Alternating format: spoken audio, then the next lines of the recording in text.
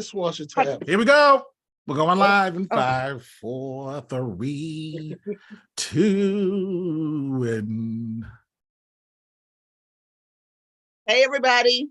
We're live streaming. Hi. I'll tell you later how I make dishwasher tabs. We are live, Okay, and Jen, your 'cause face he is on wants the to live know. stream, just to let you know. No, it's not. I got a picture. No, it's not. Oh, it was. It yeah, is. you were on there for a split It is. second there, Jen. If you take Yeah, your well, camera off, I jumped out, so turn your camera off, or no, there's no seeing me. No one's gonna Okay. see me. They're gonna see the TV show characters. That's all we'll do with that. And I ain't about that life. All right. Hey, everybody, welcome to another episode of the Social Tea Podcast. It is us, me, Terrell, Jen, who's back after Yay, weeks of I know. being busy. Shawn Oh. and Mike Yay. and Saleia will be here at some point. She's running behind. We are talking about episodes 2 and 3 of FX Hulu's Kindred. Episode 2 is called Sabina, and episode 3 is called Furniture. First, I want to say Happy Martin Luther King Day. Because it is his day. Can I interject there? Go Has ahead. anyone seen the statue that Boston put up? Yes. For what the F? Like I told one of my friends earlier today, because she mentioned in our text group about the statue. And I said, it looks nice, and at certain angles you can see. No. What I mean by nice Terrell. is like nice work, not in terms Terrell. of what it looks like, but nice work. Terrell. So let me finish my point before you start. So there is no angle in which that statue looks nice. It looks like a giant penis, or like he's holding up an ass. God. Like, no, that is terrible. That is a terrible representation. That is terrible. It's only terrible. Whoever designed it should be ashamed of themselves. It's only terrible because there are no heads. If they had added the heads to the monument, it would look better. There are no heads. That's the issue. You're showing. I know, because give me a break. You paid $10 million? Yes, they did. For a giant penis or an ass. Well, it's supposed to be Excuse my mouth, embrace. but seriously, no. And there are other ways to show an embrace other than it looking like the way it does. It does not look good. And you should have put them in the embrace because it could be anyone embracing. And I get it. Like you're supposed to go underneath it and you're enveloped in the embrace and whatever the artist's idea is. But all I can say is hashtag art, because that's ridiculous. The embrace is actually from a picture of Martin Luther King. I know what picture it's from. It's Coretta King. But like I told my friend earlier today, I said, if they had the heads, if they just did the top half of the picture with heads and the whole embrace, and you get the whole full effect. I said, most men monuments don't have their wives. I said, the one time you actually add a wife, you're just going to do the arms. She doesn't have a head. That's what I'm saying. You're just going to do the arms. Like, it's you're not going to do ridiculous. both of their heads. Like, I am going to go see it in person so I can actually see it whenever the hell I get down to Boston Comic. I'm telling when that's going to be. But I do want to see it in person. It's ridiculous.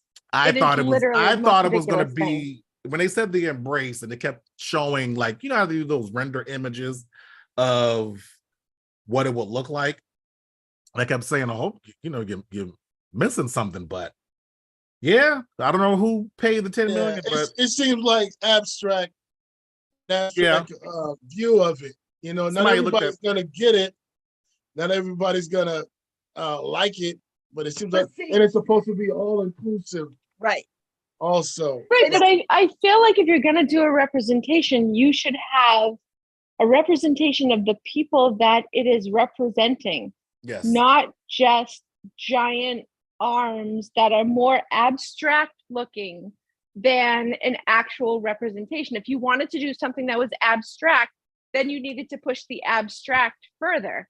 If you're trying to show an embrace of two people that are actually embracing, then you need the heads of those two people. You need the top half. That would be the representation of those two people in their embrace. If it was an abstract representation, then you needed to throw it into a more abstract form. I feel like they just took the cheap way out because you need to be a professional in order to do the faces properly. And I feel like they just like copped out. Like they were like, oh, we can just do arms and do the representation instead of having to actually put in the work and do their faces, which is actual work because it's a lot of work to sculpt and mold and make a face that is a perfect representation of the person that you're trying to copy. And it's easier just to do clumps of arms bending around each other because there's really no definition that's needed other than the larger scale for the male and the softer scale for the female. I feel like it was a cheap way out. I have to say that you are not alone in your commentary. Well, see, it wasn't until the other day when I saw it. You know, Black Twitter has gone in on it. A lot of people don't. And a lot of people don't like it. I didn't see it as being anything other than the two arms until I saw it on Twitter. And then everybody, and I was like, nuh-uh. And I looked at it a certain angle. Because there's certain ways you have to look at it to realize that it is two arms. But right. Anyway, sometimes it looks like a butt and sometimes it looks like exactly. That's exactly what Jen just said. Hi, Happy New Year, love. Yeah. Happy New Year. Ms. Woodhouse is in. So now we're going to get into episode 2 of Kindred. Initial, what was that? What was that? Somebody decided it wasn't me this time. It was Saleia. It was Saleia. I know it was Saleia.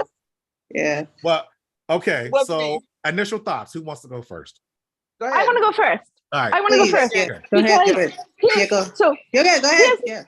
Here's my first thing. Okay. One, someone needs to kill Rufus because oh, damn. Did you see one? Right off the bat. So, I'm just saying that baby should have been left on his face and left all alone, and then we'd be done with that. Wow, Jen. Sorry. No. So second. First of all, hold on before you go any further. The Social Tea podcast does not condone killing of children. Yeah. Face down in cribs, either in 1815 or 2016 or 2023. It's an imaginary. It's imaginary. It's imaginary. No, I get it. He is supposed to be the ancestor, and she's related to him. I get that scenario. But we think. Yeah, we think. Right. Oh. You have no idea because phones don't work. And you can't Google what libertine means. So, that's a tough break for Kevin there. Second, I feel like the person who wrote the show for what's the wife's name? I can't remember. Margaret? Margaret. Margaret. God, she gets on my nerves. No. She's a good actor. I feel like men who designed this show made her, quote unquote, hysterical to kind of fit into the idea of back then when men called women hysterical when they actually weren't, and they were able to commit women and they were able to do, to subjugate women in any type of fashion that they wanted because they considered them to be hysterical. Yeah. So they made her. I don't think they made her that way. I think based on what you're saying, it's a show. It's a show, but I mean, based on her, just look at her circumstances. She got a husband who don't really love her. Her son is like, don't love her, don't like her. He don't like her. He don't love her. He don't anything for her. She's just there. She just is. She's just a mate because that's what you did back then. You had a mate. But I feel like she's overtly hysterical. She's annoying. I feel like there's no reason for her to be that hysterical and that crazy. I mean, literally from the get of the child, she's like, oh my God, he might be, he needs me. Blah, blah, blah. No, mothers, you just had a baby. Mothers are like lying in the bed, like, oh my God, I have to get up. Again. But you have to consider the fact that she's lost children. So that's why she's just so overtly fawning over this kid. Like she's had so many miscarriages in the past. So this is her miracle baby. Yeah, I don't know. Really? Well, in her mind. I just feel like she's just over the top, and then them pouring whatever down her throat, like iodine or something like that. Like, it just annoyed me because all I could think was other movies that I've seen where you've had women institutionalized back in that century because they were considered hysterical because they were upset about something, or they were not feeling up to it, or they were going through depression or what have you. And then they have her who is just screaming at everything. Like she is just screaming all the damn time. And I'm like, in my head, I'm like, could you just shut up, please? Like, stop it. Your kid is breathing. Like, please. But to her defense, like the times that we do see her, it's usually when he's about to die. Is he about to die? Clearly, he ain't about that life. Clearly, he's about saving his own ass and not dying at all. He's been trying to die. I mean, he's been trying. Yeah, which is why he's pissed off. He's like, damn it, woman. I will give, Cicely. Has he been trying, or has he just been trying to like leave that century? Because, him calling her from the future, and he's like, oh yeah, I saw you. I saw him pulling you through the door. And he's like, that's an interesting looking door. Maybe I don't want to be here no more. Maybe that's his goal. Who? Rufus? Yeah. Little boy. Rufus can see into the future. He can see her in the future and see it looks differently. And I just want to say that I've never met a white person named Rufus before. Thank you. I was going to talk about that. I was like, Lord have mercy. Could they have named him Joe or John or something else other than Rufus? Like, no, it's country. That's the part. It's country. Never. Look, me neither. Somewhere in them hick woods, somewhere way back in the woods, in some little shack, there's a white guy named Rufus Percy. I have never met anyone named Rufus. Not in the anyone. woods. It was probably a joke among Rufus. I know a Rufus, but I've never seen or heard anybody white named Rufus. No, but I'm thinking it probably was a joke amongst the slaves. Maybe they was like, you know what, Mistress Margaret, you should name him Rufus. Yes, that's right. It's Arabic after Jesus. Name him Rufus. He's always causing a ruckus. So Rufus. And poor Kevin getting sexually assaulted. Oh my God. I know. Okay. Oh. So, Shawn, give your initial thoughts. So I have two. Look, Kevin and Mike and I were talking about this earlier. Kevin didn't sign up for this shit. Kevin just wanted to get some ass, and he liked it her. He wasn't all about this slavery life. That's issue number one. Issue number two is she didn't sign up for it either. But go ahead. Yeah, right. But she wants to be there. She keeps saying, "Oh, we're gonna leave in a minute. We're gonna leave in a minute." Like, no, leave right now. Are you crazy? These people are crazy. Like all these white people up in here are crazy, and you need to be getting this out of there as fast. I can't even. Here you go. Finish your initial thoughts. I'm sorry. Go ahead. All right, so Shawn, go ahead. That was issue number one. Issue number two is Dana. It is 1850. Like you told Kevin to act the part, I need you to act the part too. Right. Oh my God. Shut right. The fuck up. Oh my God. And just chill the fuck out. Go get your mama, but act right. Yes. Okay. Well, but Kevin needs to take it down a notch too. Like he's so Kevin's terrified of everything. Kevin wants to go back home. Kevin needs to step up right now because Kevin needs to be like, oh, I'm in control of shit, because that's what men want to see back then. Like he's so timid and so like, because Kevin is taking yoga classes. Kevin has been drinking lattes. Kevin Kevin's gonna go outside with that soda that someone needs to feed. All right, so let's get Mike in here, and then we'll end with Salea's initial thoughts. So Mike, get your initial thoughts. The initial thought is the sister need to take some. I don't know if she ever took a history class. Okay. In her life, because she's just doing everything you're not supposed to do. I'm like, don't look at him in his eyes. What's wrong with you? Don't you look at people in their eyes, talking to them, interrupting.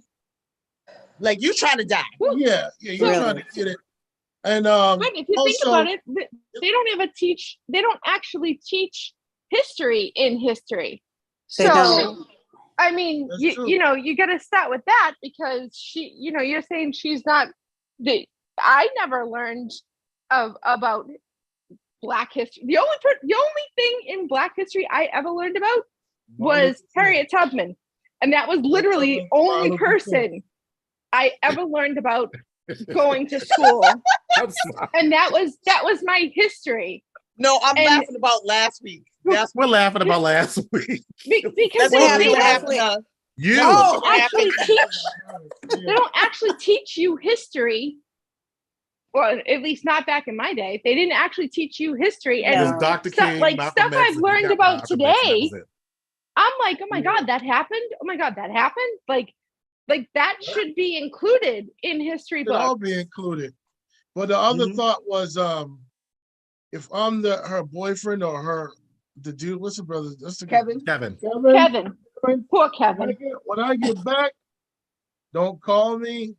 Don't call me, right? Because you got issues. Don't email me. I'm all shit. I'd be like, don't touch me ever again. Good luck with your life. Like you and me was you and me for about a second, but we over. Peace. Like have a good life. Hope you get you mama. But it's kind of his fault. I mean, like we're saying poor Kevin, but Kevin wouldn't have been there had he not dragged her. Had he just would have been like Kevin was trying to do the right thing and get her out of the house. Yes. They thought it was the house that was haunted. He did not sign up for being a slave master in 1816. For God's sake. Once she started saying, "Oh my God, I see it," that's when he should have been like, "You seen what?" Like he should have dropped her hand and seen what. He should have left a long time ago. He should have as soon as you saw that she was gone, and then you see that she came back in the living room, I would have been like, you know what? Call me when you figure this out. This is a lot to unpack right now. Yeah, I gotta go to work. Tomorrow. Kevin been working days. Yeah, I know. Ain't nobody checking for him. Ain't nobody looking for him. Well, he had time off, but I mean, damn that time off now because he's been in 1850 for a week. He might go back and he's fired. Really? I know. How do you would be hilarious. Listen, I got sucked back in the time traveling. And he's definitely fired.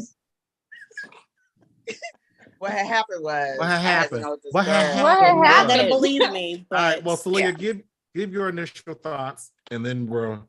Okay, I wrote them down because I didn't want to forget them. Because it was just like key things that I was like, "Oh, this is kind of cringy." I don't know if you guys can see me or not, but anyway, I'm reading my notes. We can see. Oh, your camera's off. You was on camera before. Okay, I'm sorry. I just want to get through my notes. So this is what I wrote for episode 2. Are we saying initial thoughts for the episode 2 or just all? Everything. My initial thoughts carry both, but go ahead. Okay, so here's what I wrote. I said Dana told Kevin to pretend like it's a game in episode 2, and I'm like, girl, this is the problem. This ain't a fucking this ain't it. This ain't. I mean, you should know. I mean, after episode 1, when you got punched in your face and you still got a black eye to show to prove that it won the game.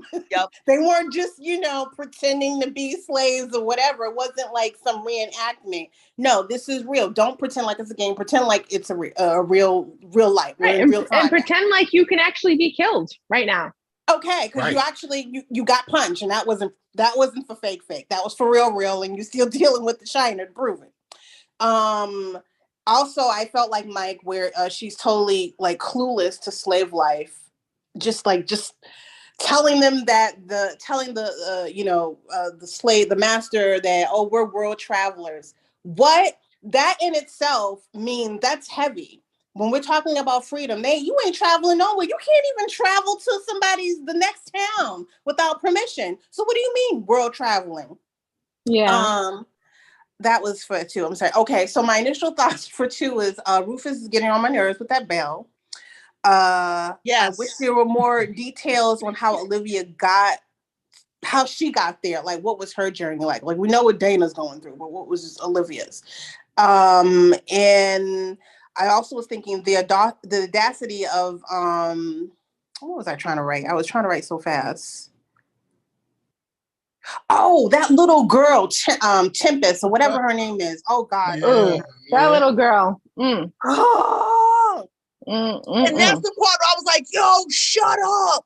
Yes. I mean, because I wanted to punch her lights out too, but she's like, oh, Rufus, I'm gonna need you to have my back. And I'm like, girl, you are depending too much on this child. I feel like what she should have said to Rufus is, if you ever want me to come back here, you better side with me. Not like, oh, you should we're a team, right? No. I'd be like, no, you want me to come back here and save your life? The next time you need it, you had better be like, I didn't do anything, because this is desperate times and me in desperate measures right now. And you need to, and what kills me about that little girl is that her mother seems so sweet and so nice and so adoring. Nice. And her daughter is like a little wretched thing. But the daughter takes after the daddy, not after the mama, because but that doesn't make sense, because the dad wouldn't be there. If you're thinking about history and you're thinking about who took care of the house and who was there and who runs the house, and the father is out doing business and doing whatever, and it's not like he's in home seeing what happens. So you would think she would take more after the mother, because the mother would be the one that's in home. Also, too, you gotta remember, this is actually, I mean, it is slavery time. So I'm like, I don't know how much business he planned on going and doing in town every day. Mm-hmm. It ain't like a regular job. I doubt he's at home, though. But no, I doubt. Also, too, I just thought that I don't know.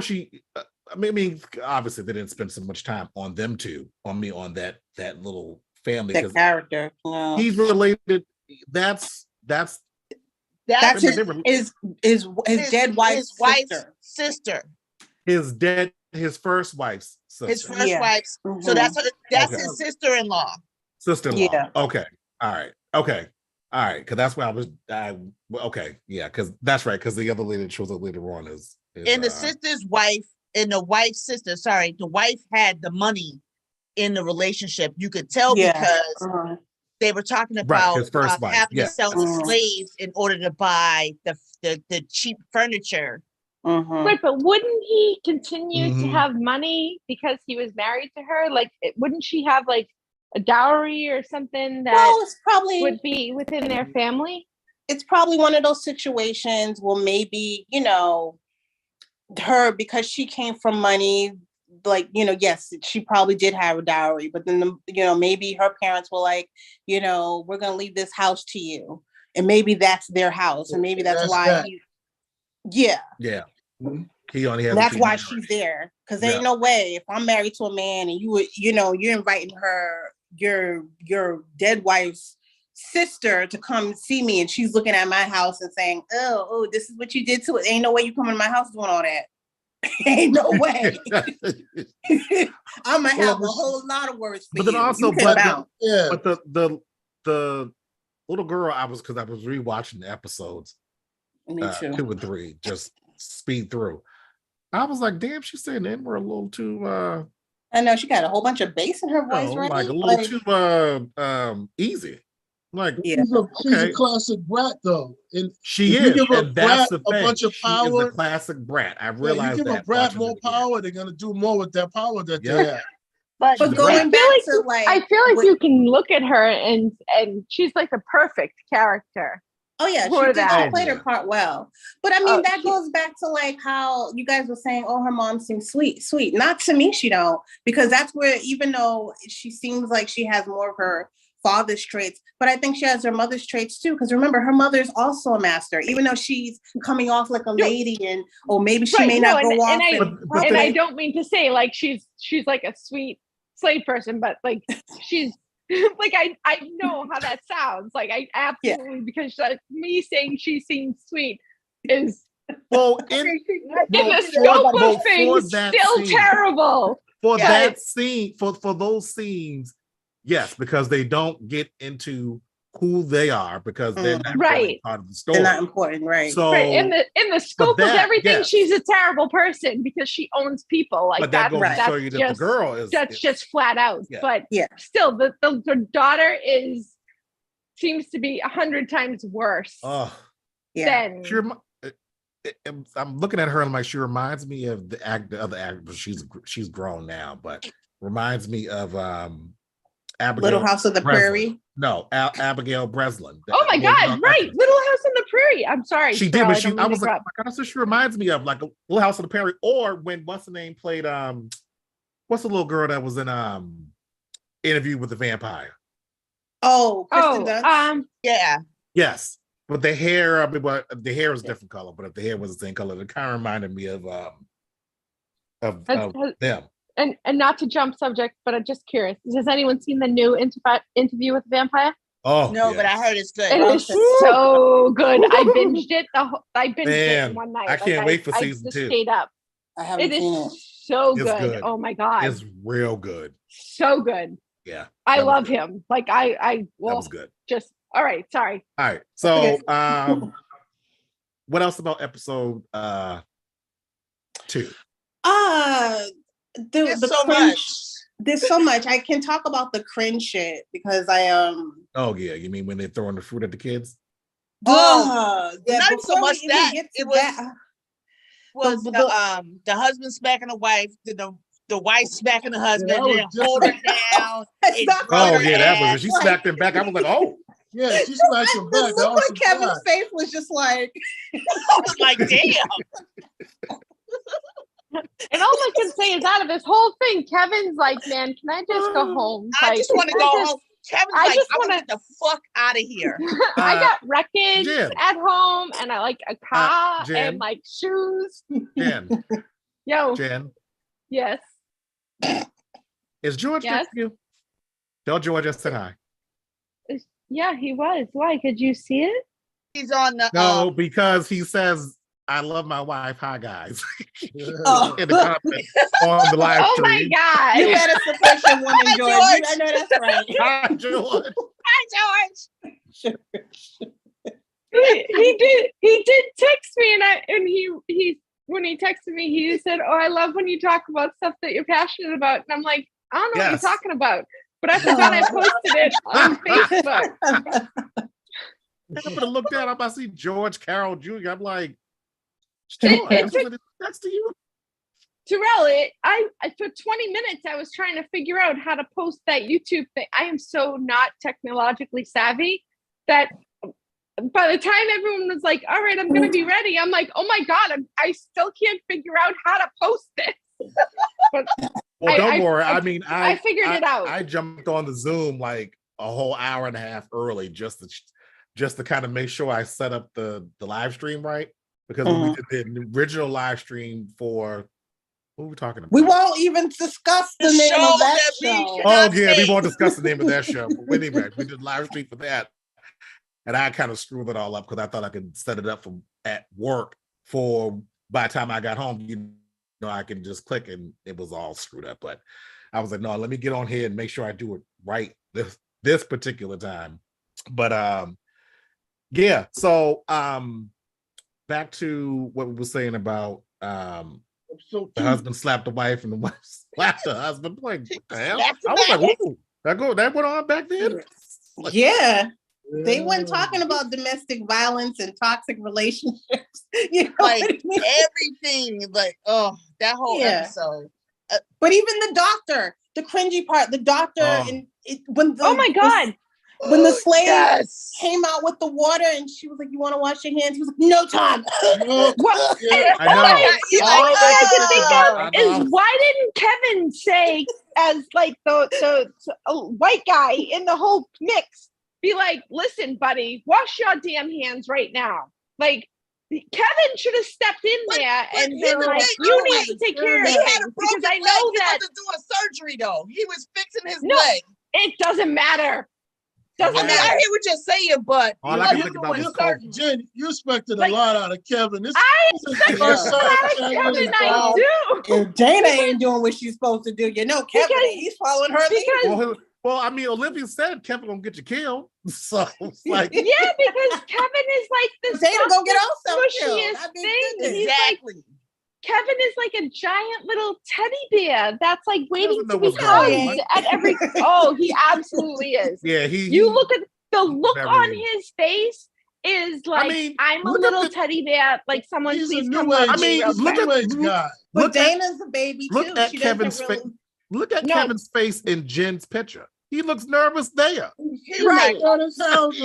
And Dana looks like I'm gonna get all y'all. Like, but I feel like they need to change faces. Like Dana needs his face and he needs her face.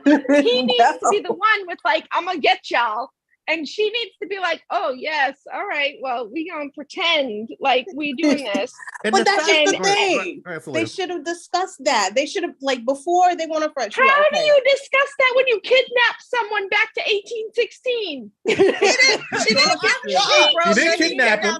No, she kidnapped him. No, she didn't. She kidnapped him. She absolutely. He had her, and he was dragging her out the door, talking about, we need to get out the house. Because he's like, I want to go home. One at a time. Her and her mom are both like, oh yeah, we'll go in a minute. We'll go in a minute. We'll go in a minute. It's been 2 flipping days. We'll go in a minute. Kevin's like, I want out of here. Sorry. I've been sexually assaulted. I want out of here. No, Saleia, we can curse. We can curse. Jen can't curse. She made an agreement with her mother that my mama doesn't like when podcast. My mom doesn't like when I swear. And I'm like, my mother doesn't like when I swear either. That's why I have a podcast.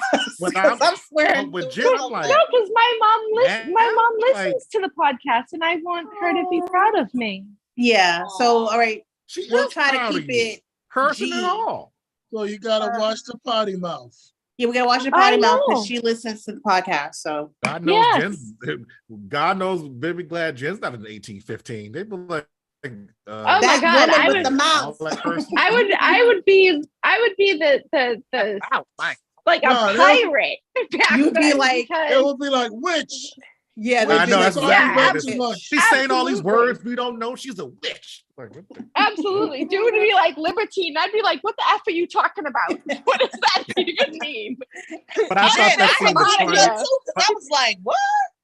But I thought that scene was funny though when they were talking about Pride and Prejudice. He was like, "Oh yeah, I read that last week." Yeah, I knew he was going to do it. He's like, "Shut up, girl." The woman's like, "Really?"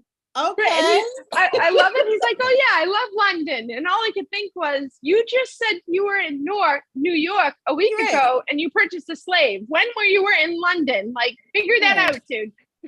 Exactly. They don't got their stories together. And that's how I know that the husband knows he's lying, like about everything, except for at the end in episode 3. He was like, "Oh, thanks for that little piece of information. All right, cool, bye." Yeah, but I feel like even if, as Dana didn't bring the slave driver or the patrol person back with her, I feel like even if Kevin stayed in this timeline, he would be fine. I mean, he wouldn't. They would of course, he'll be fine. You know what I mean? Like he would be able to survive. He would be able to thrive. He would be able to make a life. But I mean, like you said, he's not about that life. He's not about that. Terrell, I've seen that. Yeah, hush it. But I feel like if and I don't know how the story is going to go past part 3, but if he did stay there, he could literally make a difference in that lifetime aspect. You know what I mean? What do you know? Because because as I don't think I don't think he's strong enough. No, he's not. Yeah. He's definitely not. In this context, he is definitely not strong enough to do that. And when I make it to episode 4 and see if he actually made it home, we will find out what happens. But also, talk about the other episodes. He just got there. Go ahead, Mike. Also, he just got there. Yeah, it's his first time. Okay. Like you said, should I act like it's a game? But it's a game. It's a game of life or death, though. It's not a real game.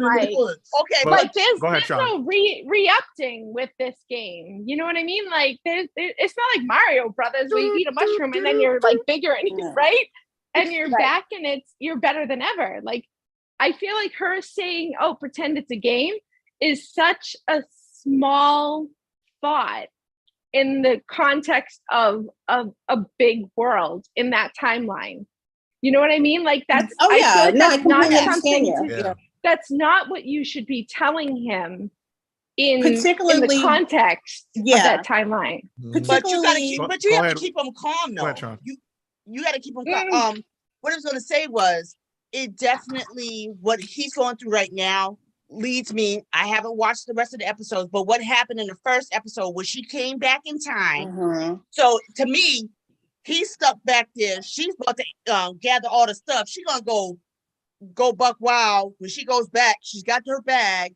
She's got all supplies. Like I'm thinking that talking about the beginning, like, how we were introduced to Dana. Yeah, because remember when Dana, the ending is the beginning. Episode, yeah. Right. Yeah. So I'm thinking, my thought again. I don't know what happens. I haven't watched all of it, but my thinking is she got to go back and rescue his ass because something happened. He's stuck back there. She got to go save him.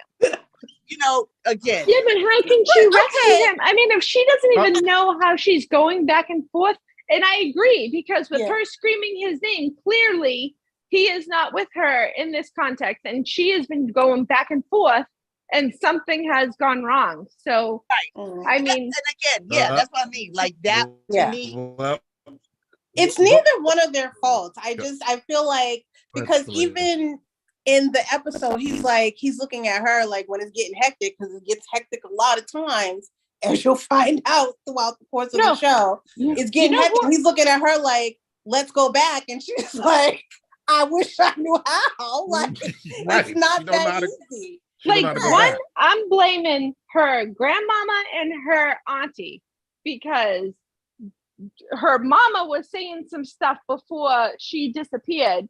And for them not to explain to her what was being said, like, I don't blame Dana and I don't blame Kevin for where they are. I blame the grandmama and the auntie, because but the auntie is not like blood related to her. She is. Which one? Yeah, she is. Which one? Hold on. The husband is. And the husband. And can I just say, in the first episode, it looked like the husband checked out her ass when she walked to the table. So that was creepy. Jen. I gotta look at it. I didn't see that. Yes, I thought the same thing too, Jen. When I saw that, the same thing, I was like, and when I watched it again, I was like, he did check out her ass. He did. He checked out her ass and her dress, and I was like, oh, you creepy person. Who are you? But that's which aunt? Well, we talking about, because y'all lost me with the whole aunt and grandmother. Are we talking about in 2016, right? 2016 aunt. Yeah. Okay. So, yeah, I feel like the aunt should, and this is the problem with so when you think about any storyline and you think about any television program or you think about any, show that you watch that has the tumultuous build up, there's always lying involved. And I feel like if people just told the truth, and obviously you need the lying and the deception in order to build the storyline. Like, I understand that. I understand, like, if you want the story to continue, you need people to hold back information. You need people to hold back the truth so that you don't actually know what's going on. But my thing is if there was ever a storyline that was put forth that people just gave the truth through it, I think that would be more of a buildup, because you'd have a background in it to work with. You know what I mean? Instead of this, searching for. Everybody's always searching for. But and instead, like, go ahead. I feel like saying, like, if the aunt or the grandmother had told her, like, what her mother had seen, what her mother had said, what was going on. But they do. But ain't nobody believing that. No, but she doesn't find out until she calls the aunt. I mean, she thinks her. But see, that is the background. You haven't, but that's not explained until another episode or two in. I feel like to the end, but see, I feel like here's the thing, at least this is the thing that's in my mind in terms of Black culture, when we're talking about the mind, during that time, and back in 1993, when nobody talking about no mental health, back in 1990. But go ahead. But they weren't talking about mental health. They weren't talking about this new age stuff that we talk about. I mean, there were some people, but they were even considered crazy. So the fact that this mother is talking about, okay, I've been thrusted back into time, they of course they want to forget. It's not a secret for them. They don't want to talk about the mental health until it's actually introduced to the aunt again, what she thinks is mental health. When Dana sells a house, gets a new house, and now she's talking about, I'm seeing things. Yep. Yeah. Right. So, but even the conversation is so lackadaisical. It's so, what do you mean? What are you saying? Oh, you're scaring me. Oh, what is this? No, speak, woman. Like, I just want to be like, listen, you're my aunt. Explain to me what you think or what was said or what was happening during that time. Like, we're in the 20th century right now. Like, speak to me like you understand what is happening right now. She can't, because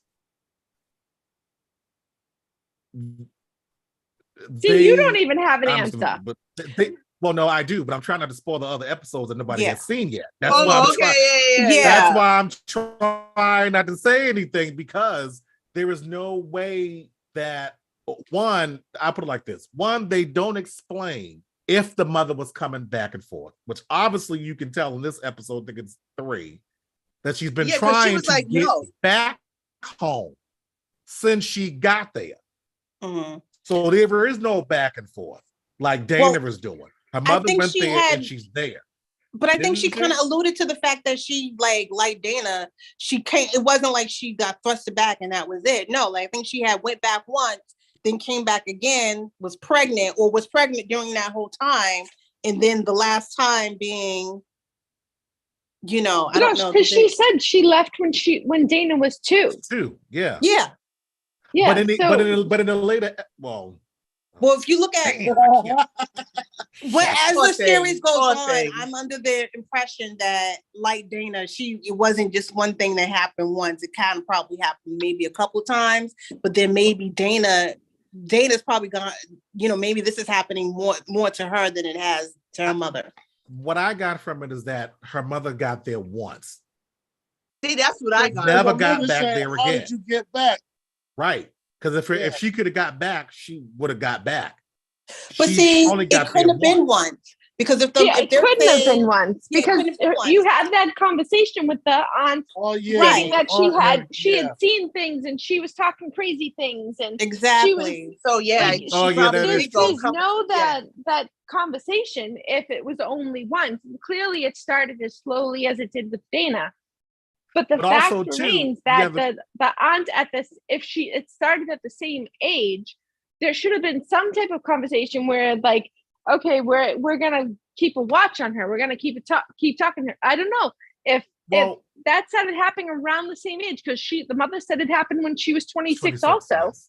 I would be more mindful of that as a family member. But you have to remember, 26 in 1993 is different than 26. No, I mean now with Dana, like, she's 26. I would, as her aunt, I would be like, "How you doing?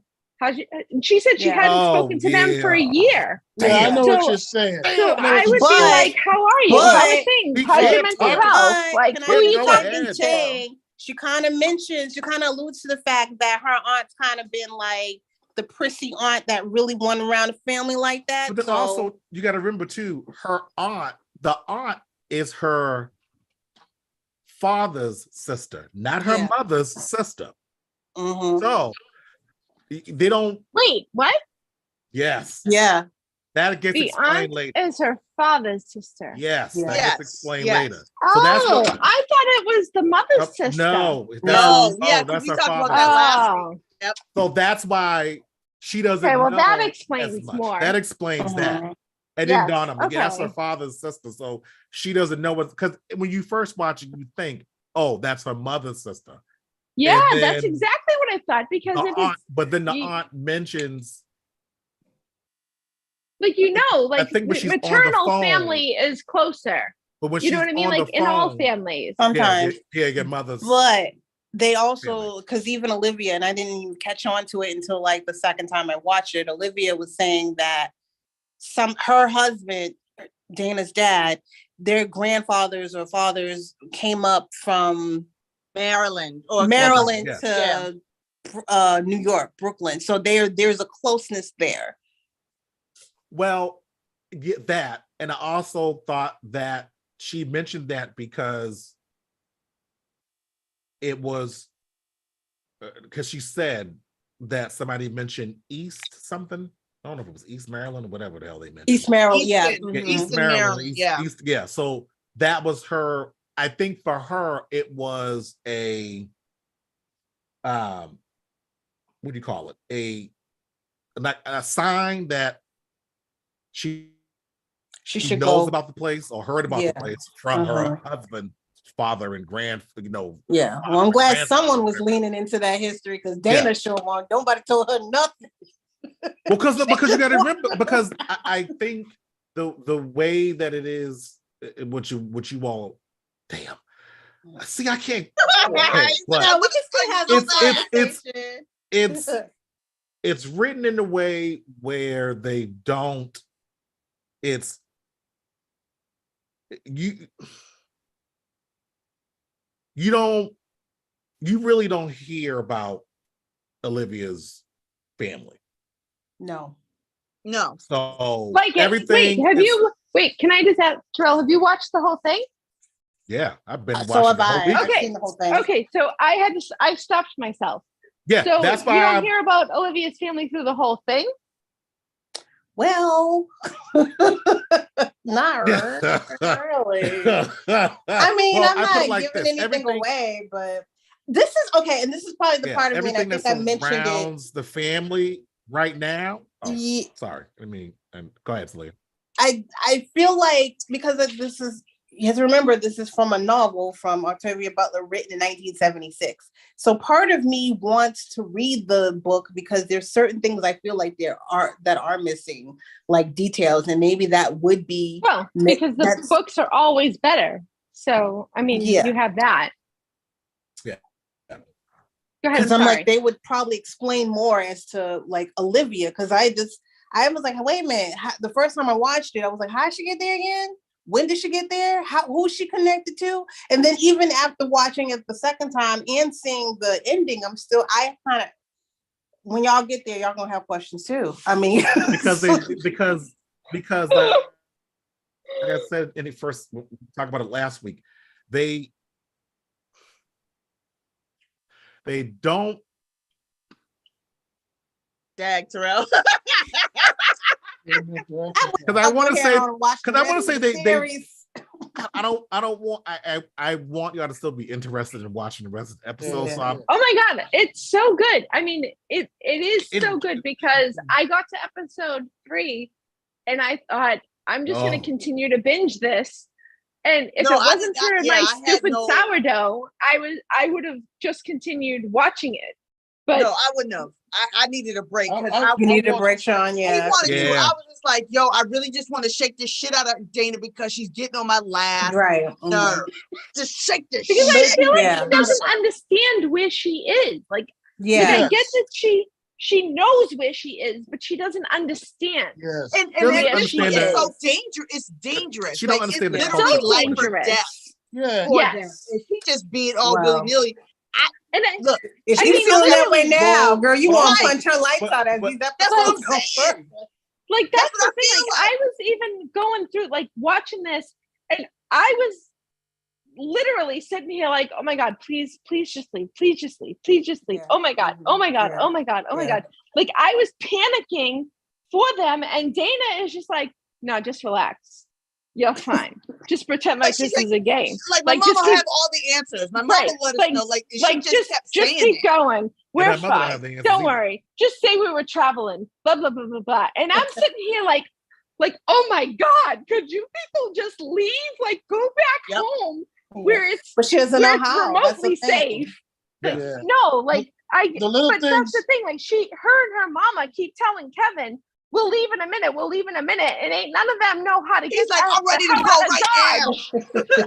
Like that's just disrespectful right there because poor Kevin is as soft as a lamb. And they need to get him out. Well, maybe I mean, he got a history, Jen. Like it ain't bad, but he's got a history. We don't know that. Yeah, we don't know that. Like, Saleia, I put it like this, that Saleia. boy was trying they don't know pick that. up on him. We know. They were in the parlor and he was like, oh, you were happy on seeing me? Like, that's like flirting. Back in 1816, like, oh, you were happy to see me. And then he grabs him and he's like, oh my God. No, dude, Kevin. But take a step back, like relax. But think about, I just hit me. Think about. I was like, sure. Think about the guy grabs his genitals. Well, think about the plantation. But think about the plantation that they're on, and the Tom is his name, right? That's the guy that owns the plantation. Master Tom. You said Master. Master Tom, yeah, Tom. So right? Did you? Yeah, I don't know where the hell you get Tom jokingly and you decide to do Rufus. Like, I don't. Anyway, but he is not. Doesn't seem like the strictest. He hates everybody. Oh my God, he hates what I mean by that is so strict. What I mean by that is it's he just wants some way to make money. Like later on down here, because all he wants is money. But later on down the road, no, you can't later on down the line because ain't none of us down the line. Oh yeah, that's right. Damn. So y'all, you need to keep your butt back on. Why don't y'all go ahead and just just stream the rest of the episode? Well, it is a lot, T, because Shawn just said she had to take breaks, and I just wanted to binge it because I'm like, I wanted to get through it. But like, there's a lot of, I was listening to Brandon Jenkins, which is like, oh my God, such a long name, but that's the showrunner. It is Brandon Jenkins. Yeah, he is the showrunner of the show, and because I'm trying to figure out, because there are nuanced things that are happening, and the nuanced things is what is making us cringe. The nuanced things is what's making us go, Dana, leave, like figure out a way, like I need you to be urgent about that. Be urgent about that, and she's not. And the reason being is because like she doesn't really understand totality, the violence, not the violence and you could get whipped and you can die, but like the psycho analytical violence that is going on with the like she doesn't understand that aspect. She's looking at people in their eyes. She's not worried about them, right? Because and we were talking about this today. Remember Coven? Remember American Horror Stories Coven? Yeah. So remember Kathy Bates's character? Yes. Oh God, I can't. She was crazy. Oh my God. But she was crazy. But I see like that a little bit of her character as Margaret. No, I feel like that. But she was demonic. And again, it's been so long since it's happened. But go ahead. Right, such an extreme going with that as a description. Like that is such. But go ahead, Shawn. Finish your point. No, go ahead, Shawn. You see that in Margaret. You see the disdain that she has for any of the slaves. You know what I mean? She gets mad at Luke. Yeah. She gets mad about Nigel. She gets mad. She calls Olivia a witch. Anybody black. Right, but is that just this in the storyline of patriarchy trying to make her a hysterical person? Like as men saw women back in that age. Like I feel like, and again, like no, clearly she's just fucking. Because they don't explain her. She's a terrible person, clearly. But they do explain her hysterics. I feel like as in the patriarchy, as they're thinking of women back in that day, and they're saying, "Oh, the hysterical," and they're trying to make her hysterical to fit the profile. So. I think she has issue with being. She's a poor. A poor white woman. I meant black. Maybe she is poor black. white woman because Hannah's sister makes mention of, oh, you should keep those type of things on the pig farm. She knows I know, but do you understand? But do you get right. the idea? What I'm trying to say? I get what you're saying. Yeah. We understand. Like I feel like the storyline is trying to make her. Yeah, but I feel like what they she has lots of reasons to be that way, though. Yeah, her husband is clearly sleeping with Olivia. Like it's obviously. Is he? But she said, obviously. She said something to the effect of not relations, but she's given us something. She's given us something. I put slandering eye. Let's put it this way. He's the kind of slave master that's definitely taking advantage of his bounty. Like obviously. But that's what went on. I talked to Shawn about that. What'd you say, Mike? Mike, we can't hear you. I said, talked to Shawn. I said, that's what went on. In some houses, the husband didn't even sleep. He didn't sleep in the bedroom. A lot of houses. He didn't even have his wife and him to sleep together. He had his bedwench's house, his bedwench's bedroom that he went to. And did his thing. Tom and Olivia, but it came back. Yeah, I know about them, but you know, she's second fiddle. She's gonna be crazy. She's poor. She comes from. She's only married to him for money. Yep. Yeah, and he ain't got none. He ain't barely got. He ain't got. Well, he got more than she do. She wants money and security. You gotta think about. That's what she. It's not like. But you gotta remember. But you have to remember too. They're not making. But why does he hate? She is. I don't understand why he hates her when she gave him a son, even though that son keeps trying to flip and die. Like, but there's no rhyme. When people got married, but you have to remember. But she. Go ahead. Go ahead. No, go ahead. No, people back then, and even when I think about my grandmother when she was born back in 1920s and 1930s, her mother and father, they didn't marry each other because they loved each other. It was sometimes it was out of convenience and economy. It was like, okay, what you got? And I think that it was the same. It was kind of like the same across the board. People weren't married for love and romance. Maybe some were. Maybe some had the luxury to do that, but then other people weren't. It was just kind of like. People got married because it was just convenient and it made sense. Like women weren't working. They didn't own anything. So I mean, they weren't even allowed to. So I mean, you know what I mean? Like but then also too, but they don't explain really the how they got together. And they might mention it. Maybe they do it in a book. They don't go into like a whole full like episode of Tom and Margaret. Like no, which I wouldn't be. Well, because they're not interesting people. Exactly. So I mean, you can't. But also, I feel like you can't put an entire book on them because they're not very interesting to begin with. Not even an entire. But not even a chapter. I would not want to read a chapter of Tom and Margaret because it literally would probably just anger me. Right from the get. Toni Morrison would have put something like that in there. Toni Morrison would talk about. I don't know about the book. I don't know. Yeah. I'm gonna read the book now, just because we started this. I'm gonna read it. As a matter of fact, I'm gonna go download it right now. Don't know if they actually made her hysterical. I just think it's just the way her life has always been. No, I don't believe that at all. I believe that men created whatever men that are designing this show created her to be hysterical because I don't think they fit the profile. Oh, no, you wouldn't because you're a guy.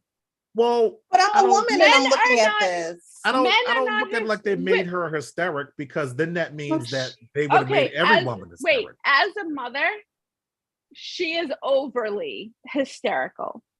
As a mother who has had She literally is, with all the screaming and everything. But she doesn't want to be. I have literally, she's unhappy. No, I have literally had children. My son Sebastian, who has autism, who literally would stop breathing in the middle of the night, didn't even bring me to the level of hysterics of this woman. I just think that she's unhappy. But she's unhappy. Period. So am I. So am I. Unhappy with her marriage, unhappy with her kids. I feel like they're. But also too, she has no again, but she has nowhere to go. She didn't own herself. Yeah, I feel like Jen is coming from a place of a modern woman's perspective, who has options. You gotta remember this is 1850. She has nowhere to go. She's like, I want out, but she got nowhere to go. She's tired. Does she actually want out? I mean, why would she want out? She has a house. She has people to take care of her. Why would she want out in any? Because when you're unhappy, everyone you got yourself in a situation. Everyone is unhappy. She got herself in a situation where she ended up being unhappy. She probably thought it was going to be a totally different situation than what it was when she first got into it, and then realized who the fuck Tom was, and Tom is not who she thought he was. Now she's stuck. Got this. But does she have a choice? Did she have a choice? I feel like she's not going anywhere. Don't really want to leave. I feel like she knew exactly what she was getting into. Because exactly where she going. I feel like she knew exactly what she was getting into. But also too, that's where I think we're missing, because it's not written in the show. I don't know about the book.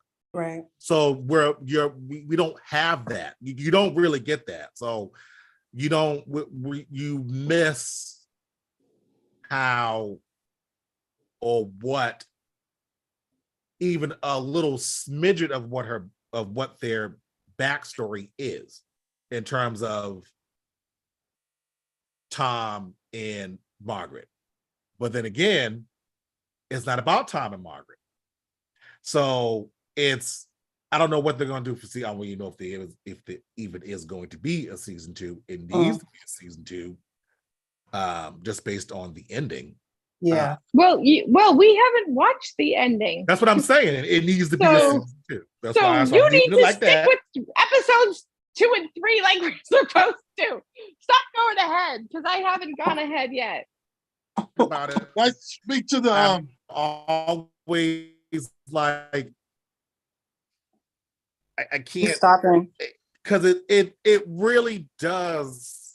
They like connect in, you know what I mean? Like it's little things in each episode, like kind of connects to every other episode. Right, and I think so it'll it's make like more sense. There's certain little things that I can't mention that and it's just like, but just to keep in terms of Tom and Margaret, you don't get that. You don't get that, like how they got together.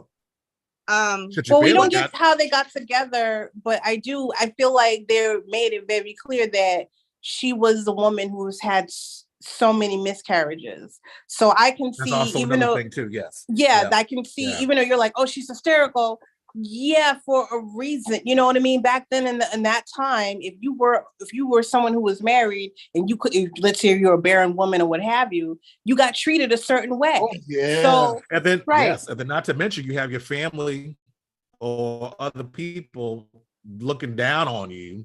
Yeah. Like your husband's first wife, family coming in and saying, oh, this is what you do in my house. Like all that stuff. Then you got a kid that's trying to fucking kill you every 5 minutes. No, he's trying to kill himself. We're trying to kill himself. I feel like he's trying to.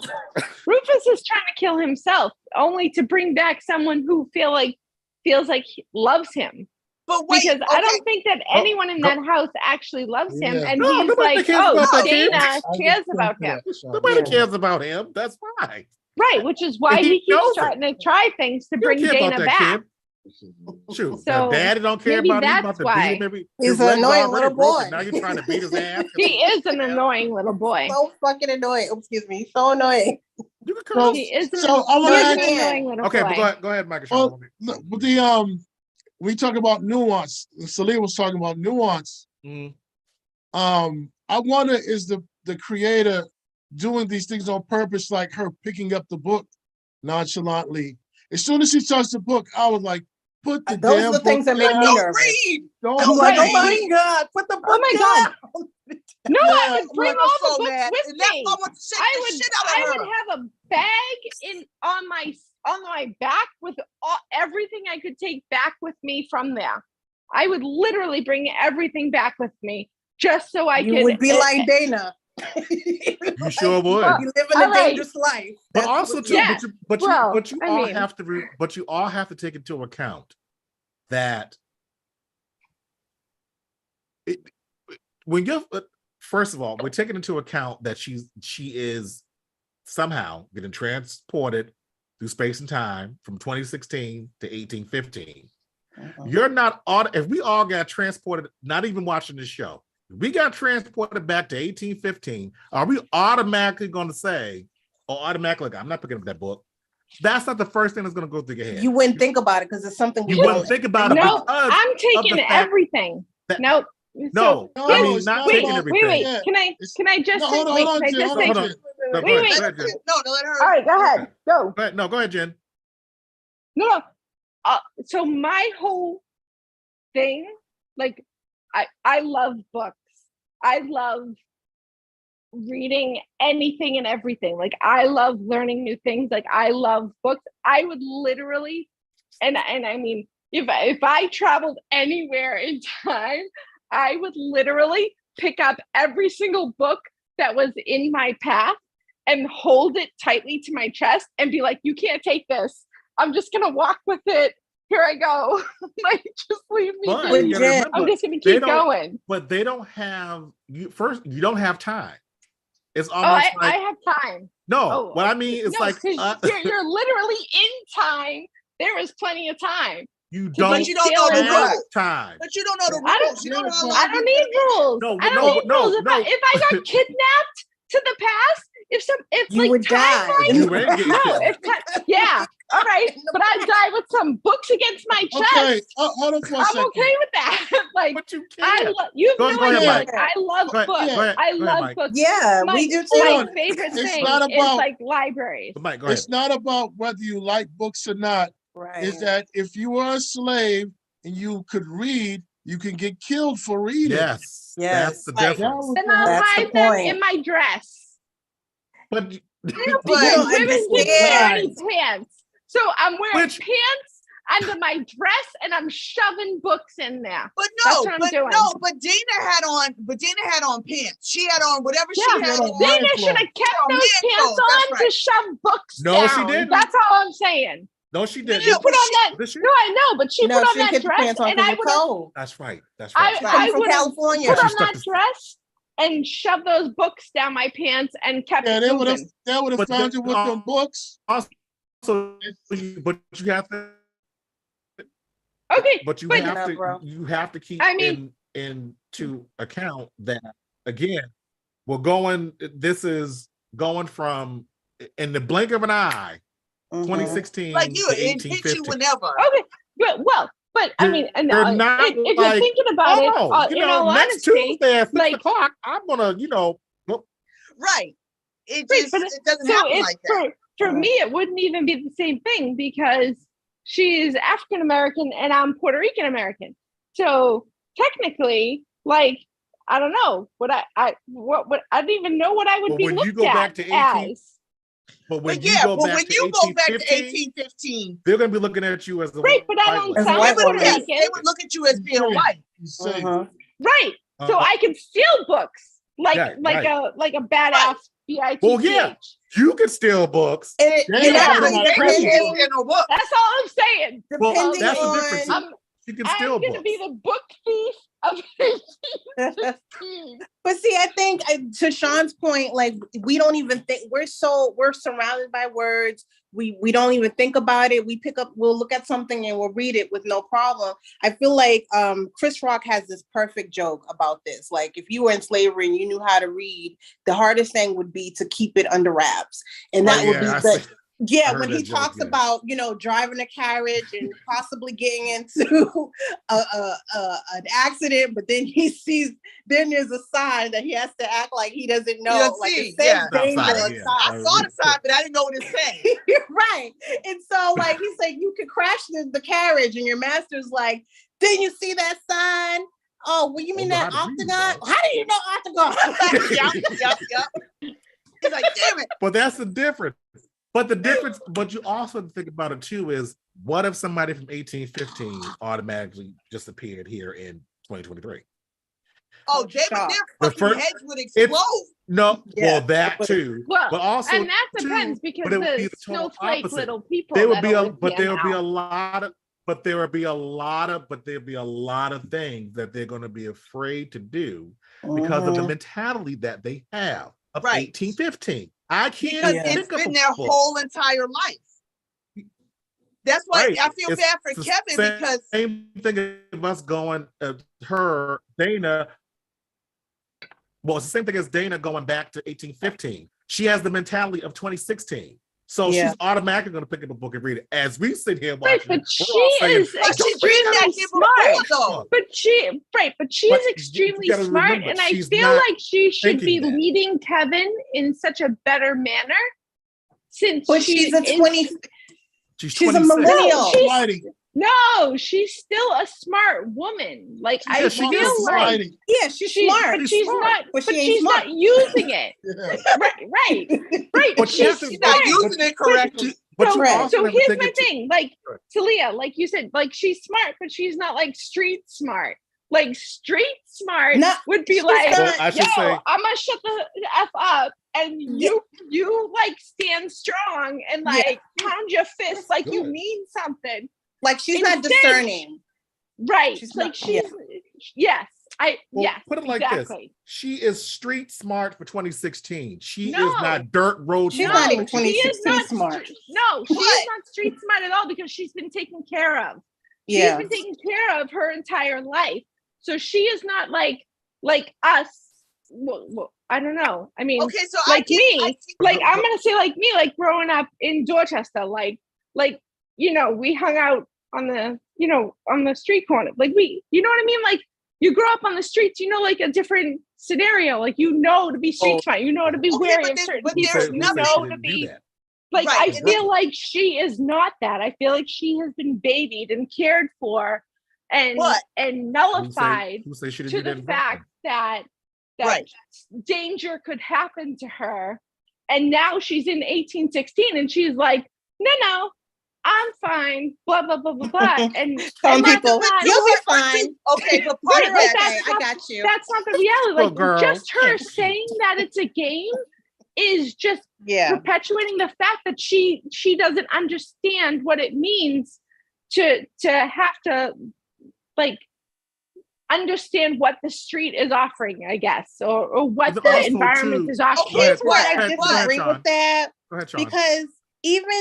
Because I get it. She may not know. She's kind of bewildered, whatever. But in the last episode, in episode 1, she should have found out then, oh, snap, this ain't a game. This is real. This is real. But to go back in the same place where you got the black eye. But wait. It leads to your point. The first time, all right, good. You got that under your belt. The second time that you've gone back, shut the fuck up. Play the role. Just like you telling Be Kevin, a smart person. Be a smart person. And to her credit, all right. I understand that you're going back in time to a place in time where, we are enslaved people. There are rules that we need to adhere to. There is nothing in 2016 or 2023 that you could readily prepare you in that sense. When that first time you go. Now, the second time you go, just like Kevin's got to play the role, you got to play the role. Shut the fuck up. Do what you need to do. Find your mama. All right, let's get a plan together. Let's get the fuck out of here. Stop playing these games. Right. And that's why I was upset with Dana, because she was treating the situation so lightly. This is at this point, being the color that you are. And I feel being the color that you are, this is a life and death situation. Now you've brought someone else into this world. Granted, she didn't do it on purpose. He latched onto her. He piggybacked on, got the ride with her. But Kevin is a fish, literally a fish out of water. He doesn't know what to do. She's not helping him at all. Yes, he is improvising the poor thing. Like I the only person out of this whole show that I feel for is Kevin, because this wasn't his fault. He was trying to do the right thing in some respects, but he was trying to save her. He didn't know how, but he likes her, whether he likes her romantically or as a friend. Yeah, I understand they had sex, but whatever. Yeah, I was like, well, but he generally cares about, he generally cares about her. Yeah. You know, unlike the people that are supposed to be her in the family. Just like Rufus is that person for her. Like he has this connection. Is he though, or is he a spoiled little brat? It might be a combination of both, but again, I'm interested to see, and I can see Terrell's face. I'm interested to see what happens in episodes 4 and 5 as we go through the story to see what else happens. And again, I'm trying to keep an open mind, but Dana, I can see why she got punched in the eye, because she's just really making it hard for me to like her. Damn. Shake that shit out of her. And not for nothing. Like, I knew something was gonna happen to her. Right. I just like but she just and like I said, if the rules for Kevin is to get along or play along to get along, or however that saying goes, she has to follow those same rules.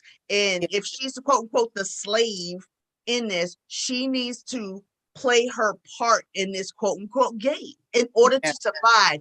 Because if they kill her in the past, she's done.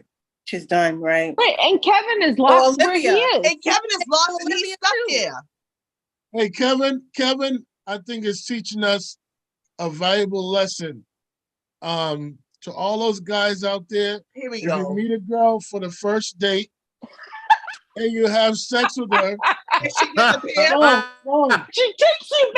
1816. Right out the door. After you have sex if she with her, disappears and you see her in a pond, you wake up the next morning. You wake up the next morning, get your clothes on, leave. You don't know that well. Don't touch her. Do not touch her. Have another date. Don't stick around. Look, they went out. He drove her home. Hold on. They had numerous. Sex. They had numerous dates before she decided to go on back to 18. Oh, that's right. Yeah. Well, she didn't decide. And he They stuck didn't around. have numerous. They had numerous. They had like 2 days. Right. There was 2 days. Yeah. There was numerous dates. But when she disappeared right in front of you, no numerous before she kidnapped him back. She did not. She didn't kidnap him. She absolutely kidnapped him. Absolutely. No, she did. She saw the trees and the winter, and she could have been grabbed her. No, absolutely. No. Basically, what Jen is saying is, she should let his ass go. Yes, yes, because she saw the trees in her parlor and the snow. She should have been like, I gotta go, dude. He should have let go. He saw her. He doesn't know. He grabbed her. Yes, he did. He did not know anything. All he knew is that she was disappearing like a magician. He should have let her go. And he was like, oh, she's a magical person. He was trying to save her. Nope, she should have pulled her arm away and been like, all right, I ain't taking you with me. I know where I'm going. Well, she did. That was her responsibility. He's a big man over her. She did not kidnap him. He did that on himself. She didn't kidnap him. Absolutely kidnapped him. How? No, Jen. Absolutely. Agree. How? By not pulling her arm back because she knew where she was going. She did. It's not a countdown. No, it's not. You are not going to change my mind. You are not going to change my mind. She kidnapped him back in time. You are not going to change my mind that she knew where she was going because she said right before it happened, it's happening again when she saw the trees in winter and she should have pulled her arm away from his. She said no and he grabbed her and he grabbed her. Right. Yeah, he's strong on He didn't consent. He should have let her go. He's stronger because what? He's a man? No, absolutely not. Yes. No. In this situation, it is. No, absolutely not. No. No, she kidnapped him. I'm watching this. I watched episode twice. He grabbed her. No, he grabbed her. He grabbed her. I ain't playing that game. He grabbed her to go take her to go get some help, right? Right. Which didn't make no sense. Who gonna help us? I know who gonna help them. Or leave the house. Right. I think it was leave. Who we calling? Leave the house. Well, no, I think because from Kevin's idea was, I think in Kevin's something was mind, going on in the house. It was the house. So let me get you out of the house. And initially, I did think that episode. I was like, "There's something with that house. Something wrong with the house." Yes. Yeah. And then and that's she could what have he's pulled thinking. her arm away. When he was pulling said, her out of the house, and she saw them trees and that snow. He's pulling her and she's like, it's happening again. And he's like, well, no, let's go. Because he's thinking if I pull you out of the house, it won't happen. Well, obviously, they never made that. What's so funny is when she's looking around with trees and then she turns around and Kevin's like,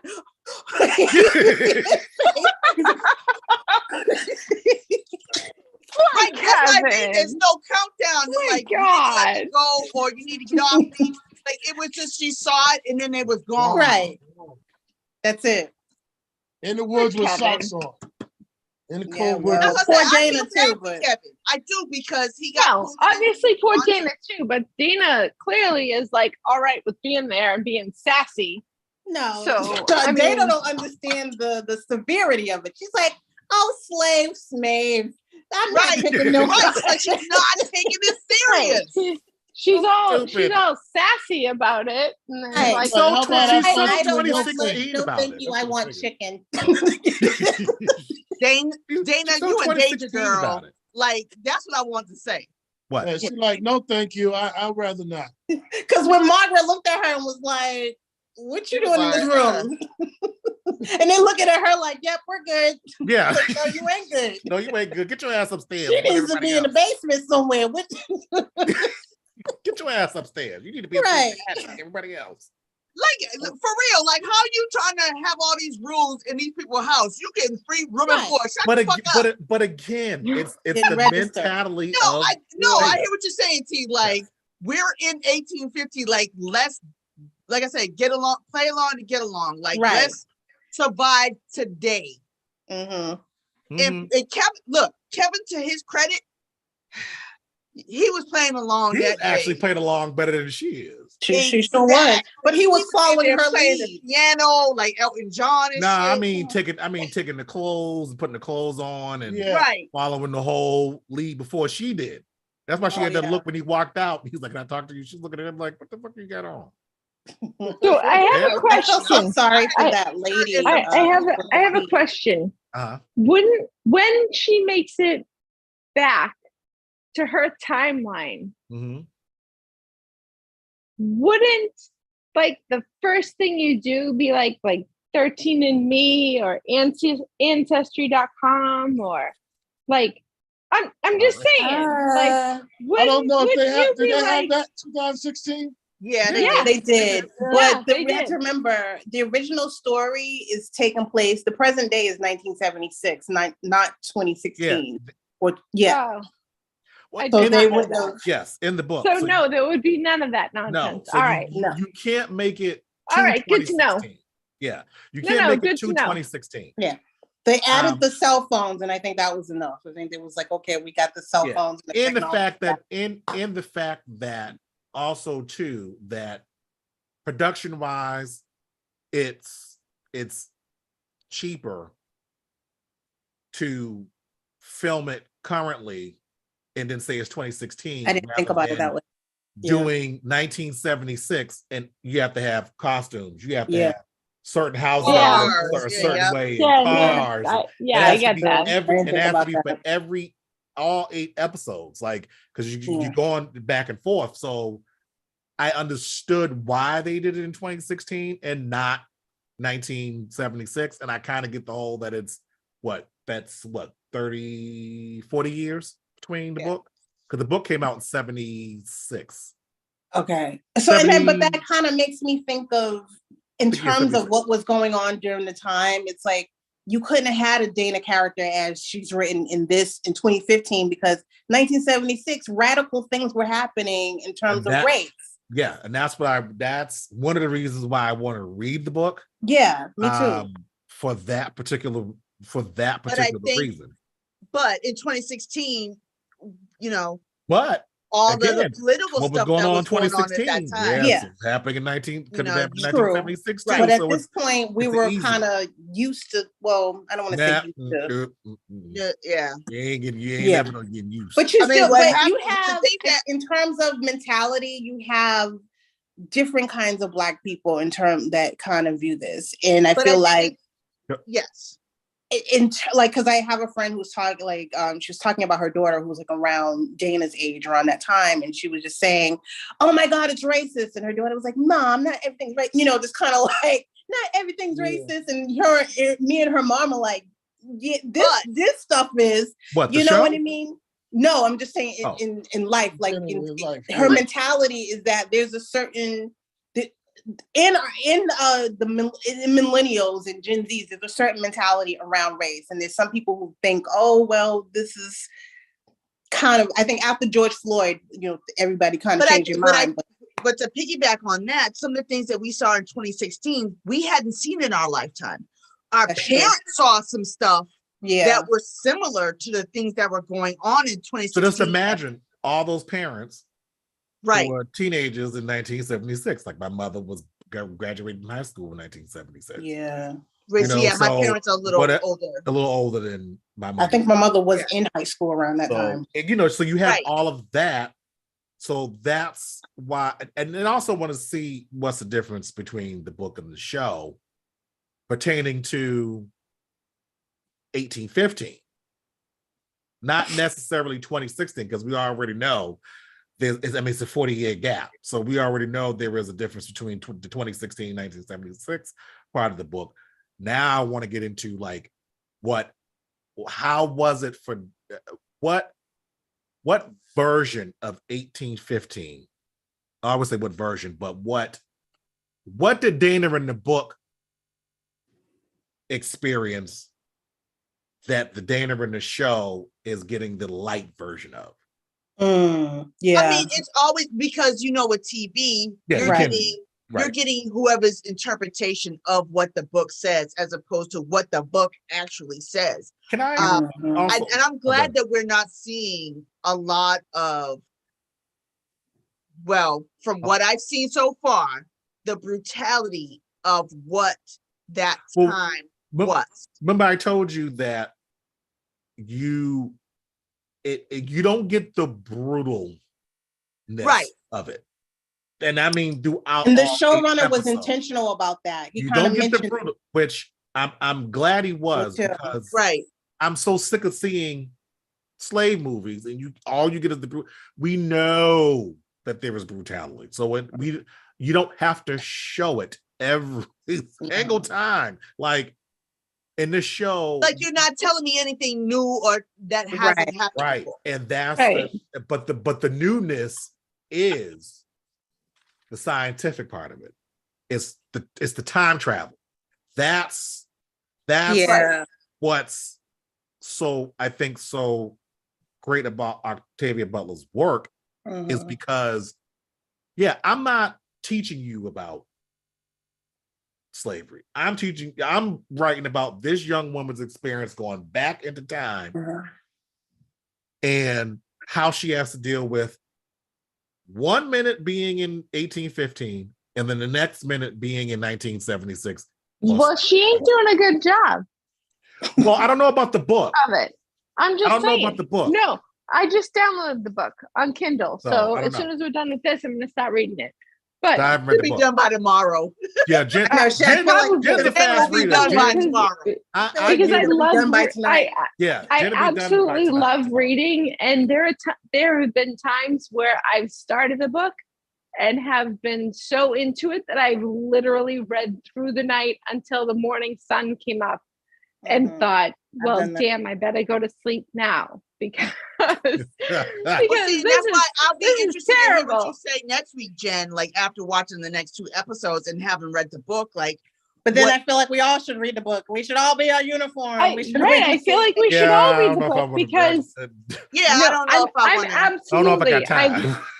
I'm absolutely reading the book because I want to understand.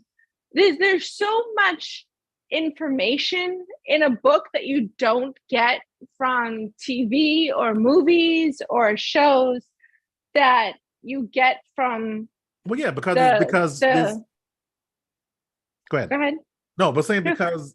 No, I'm just saying, like there's so much more internal emotion that you don't understand, that you don't get, that you don't hear from when you read a book. You understand that you get through those steps. You understand the emotional intent. You understand the procedure going forward. You understand what their emotional state is going forward, as opposed to when you're watching a TV show or you're watching a movie or you're watching a reenactment. I mean, even video games, like one of my favorite video games, The Last of Us. There's a new TV show, which I can't wait to see. Yes, that came out. It already came out. It did? Okay. And my thoughts are, oh my God, I want to watch it, but they also redid Resident Evil, which no, you don't laugh because I have literally what? I'm looking at your picture and I realized there was a piece of metal in the picture, and I'm like, why do they have a piece of metal? It's a coffee pot. No, what was it? It's my Ninja. It's my Ninja cooker. Oh, okay. No, I was making yogurt. So I make everything from scratch. You was making yogurt. I made yogurt. You making bread earlier? Yeah, doing all of the things all at one time. I make everything from scratch. I make my bread. I make yogurt. I love organic and natural things. It's from my daughter. I can't help it. So I think that's great. I like organic things in theory. Yes, not in theory. Organic. No, not in theory. I want it, and again, just from my daughter Ariana, she is. Oh yeah, she is. Hi, Cassius. Hi, Ariana. I know. Hi, Cassius. She is such a strong person in my life that she is so emotionally centered, I guess I would say, because she's always sending me quotes and things to help build me up and to help me be more of a creative person, because I paint and I do creative things, and she is even when things are overwhelming for her, she's always looking for the positive of everything. And she's literally my absolute hero. She is such a strong person. And so she was a kid. She literally, oh my God, she literally has. She is such a mama that it's not even funny. When Jen used to bring her into work. So Cassius is gonna come and stay with us for a little while. Yay. So yes, oh my God, yay. He's about to turn 2, isn't he? Yes, on March 25th, he's going to be turned 2. So he's going to come stay with us for a little while she finishes her degree. Awesome. And I want him to have, he loves, so when the last time he was here, he stayed for 3 weeks. And we cooked and we baked everything. We baked bread, we made cookies, we made everything from scratch. There was, we did everything that we could do together. We made banana bread. We made all the food that he ate was something that we either grew. We grew tomatoes, we grew mint, we grew limes, we grew rosemary, we grew everything that we cooked with. So when he comes back with us in February, I want the same environment. So I'm learning how to make bread from scratch so we don't have to buy bread. And, so trying to make everything together so that when he comes here, he'll have like natural almond milk, he'll have like oat milk, he'll have like natural bread that we made together to eat, like stuff together like that. Okay. Anyway, I don't know how I got so off track. I don't know how. No, we always do. That's just. I know. Where was I going with it? I was gonna say. Oh shit. Where were we? Language. Do you... Anyway. Please. Okay. Like, all of a sudden it's language day? I mean, really? Yes. No, it's MLK's Day. Can we keep it clean? Right. Shawn, I can't see you. Is Miss Kirsten as we just did before? Well, I should say I did, but anyway. Okay. Do you think? Well, this is a question for Jen, Mike, and Shawn, not necessarily me and you, Saleia, because we've already been ahead. Do you think that her mother poisoned her? Initially? All right, so here's my thoughts on that. Because there are teas that can make you not feel well. So no, I do not think that she poisoned her. I know for a fact because Ariana has been studying like organic flowers and organic, what is it called? I have a whole book. I'm gonna walk with you. No. I'm gonna walk with you. I'm gonna walk with you. Give me a second. I'm gonna walk with you because I have the book. It's aromatherapy. Aromatherapy also deals with flowers and teas, and there are different aspects of those spices and herbs and stuff that you can put in teas that are not for consumptions. I mean, you have belladonna, you have amaranth, there are a couple others I can't think of off the top of my head that Ariana probably could, that you cannot consume without feeling sick.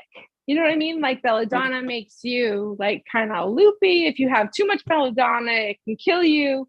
So I'm sure she just gave her something that in that time, like she probably knew about herbs, especially if you're a healer, like you understand like homeopathy, you understand like the essence of herbs and spices and flowers and what you can and cannot eat and berries and such. So I'm sure she gave her something that she would think wasn't great for her, but not poisonous. Yeah. So I feel like she just said like, oh, you've been poisoned, but it's really not.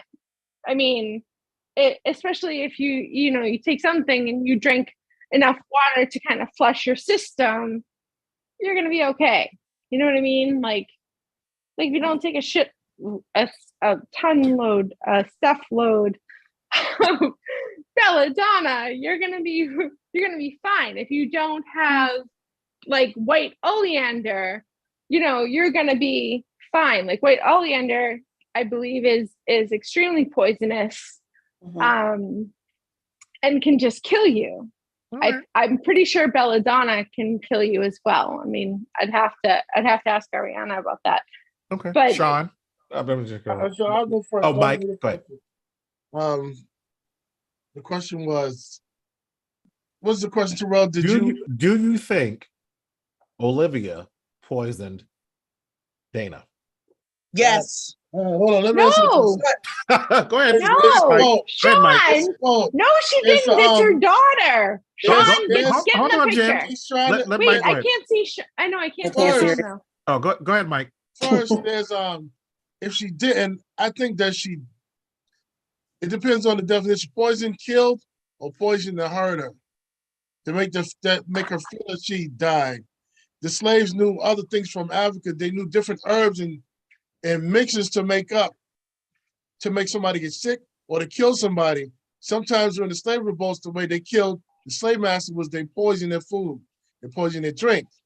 So I don't know. I don't think that she tried to kill her. I think she tried to induce that so she can go back. Fear so she can go. she thinks she's gonna die. She can breathe. Right. So she can use that to go home. It's just something to make her think that, okay, because especially since when you have certain herbs, certain flowers, certain things that you take into your system, you have a certain reaction to them if they're not that great. And if you have a minute amount, I mean, I read something, oh God, what did I read? I can't even remember the name now. Some person was taking minute doses of poison way back, like in the 1800s or something. Small doses of poison. And when he finally got captured and he tried to kill himself, he couldn't because he had been taking so much. Right. He had taken so many minute doses of poison to try and build up a resilience against it because he didn't want people to kill him, that when he actually tried to kill himself when he was caught, he couldn't kill himself because he had built up resistance to it. So I do not. Well, I think if you look at what's that, absinthe that people used to drink, and they used to drop so it was some sort of poison or something to that effect. But if they put it on like sugar and you ingested it, it wouldn't taste as bad as poisoning. From what my understanding, I don't be messing with that stuff. So, but I think her mother poisoned her to induce that fear to springboard her back into coming home. Okay. Jen left? No, I think her phone she'll come back. But I think that's the only reason why she did it, because she had this other child to raise, and there would be if she went home and until they figured out a way to get everybody home, she couldn't leave this young girl by herself. Yeah, she explained it. And she explained it, and she was like, "Oh yeah, by the way, I just slipped Mickey into your team. Keep drinking it up," because she had said, "Keep drinking it up." And then afterward, because she did tell Kevin, "Hey, listen, make sure she gets plenty of water, and make sure she stays hydrated, because that'll help her." But at that time, like you were saying, like it was when you deal in the herbs and all the other stuff. Yes, we were seen as witches per se, but that's why Margaret keeps calling what's the name witch. And even the doctor called Dana a medicine woman because he was like, "We have to cut the child open to get rid of the." He was like, "No, you don't." Right, no, you don't. And he's just like shocked. He's like, "Oh, you're probably one of those medicine women." Yeah, that's like, and I didn't catch that either. I think they were just slaves with common sense back then who were like, "All right, Master Joe, that." But we knew other stuff in that we would bring to them because we had to. Right. Yeah, exactly. And we were the ones that they would come to get help lots of times. So because we knew what was up. So the two of y'all had questions. I know y'all wrote some stuff down. So what did y'all write down? So I wrote down. Let me I wrote down just a clarification of Rufus's mother. Is that indeed his mother? Because she had so many miscarriages, and like we were saying earlier about her having this protective nature about him. And it's funny because I think she lashes on to Rufus because she has no one really else to love or to be loved by. No, the slaves can't stand her. That way towards Rufus. Like I didn't feel like she was hysterical in that sense. In the sense that Jen was talking about. I understand her being hyper protective about him, but I don't think she was. I understood what Jen was saying about that, but that wasn't how I interpreted it. I mean, that was like the time, sure, but for her particularly, for Margaret had went through, like you said, she had all these other variables going on. She had the miscarriages. She ain't had no friends. The husband couldn't stand her. She couldn't stand the husband. She had no friends, and that's what I don't trust people who ain't got no friends. You gotta have at least one friend. Her temperament was kind of jacked up. So, but again, she's coming from this poor white family, you know, and thrust. And we don't know if it was an arranged marriage back then. It sounded like it was. You know what I mean? Like, okay, well, this dude has some money. Like, here you go. His first wife died or whatever. So you're coming into a situation where, you know, you're replacing the mistress of the house pretty much. Right. And hopefully they didn't have no kids, you know, the Thomas and I think the first wife had I think it was one of those things where she was probably died from childbirth kind of thing. Oh, Jen's back. Yeah. They don't really mention that either. Yeah, they don't say it, but I feel like I think he hold on. He does mention it. He does mention it, but he mentions it in episode 2. Yes, because he was talking to Kevin at the table. Yes. And that's what I kind of felt like. First of all, that's the dude from True Blood. That's Suki's brother. Okay, and in True Blood, he made me so sick. I forget his name on the show, but he got on my nerves in True Blood. Last time? Can I just say I just started True Blood?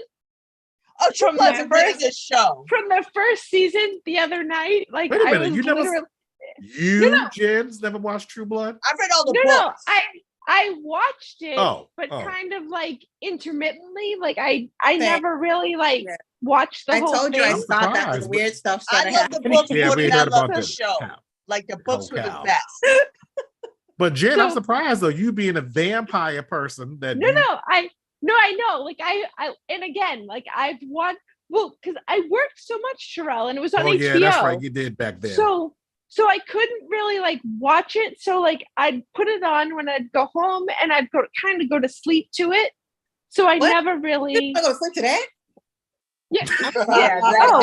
Yeah. No, I go to sleep to that's I go to sleep to horror movies. That's how I make Jen goes home and goes to sleep to that. Saleia go home and she's like Lisa had put his name in the chat.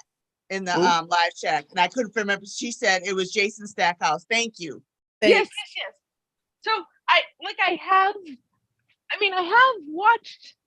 I think most of it. I think I've watched most of it, but I haven't really watched it. I guess.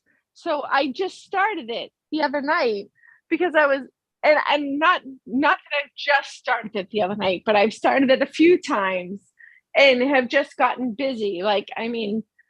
Initially this year, with us moving and going back and forth, and then Cassius was here with us for almost 4 weeks. So there was no watching of anything horror. There was only happy stuff. You know what I mean? Movies. You got the Saleia's cow part. Yeah. There was just happy stuff going on. So I keep trying to go back to it to kind of start watching it over, and then I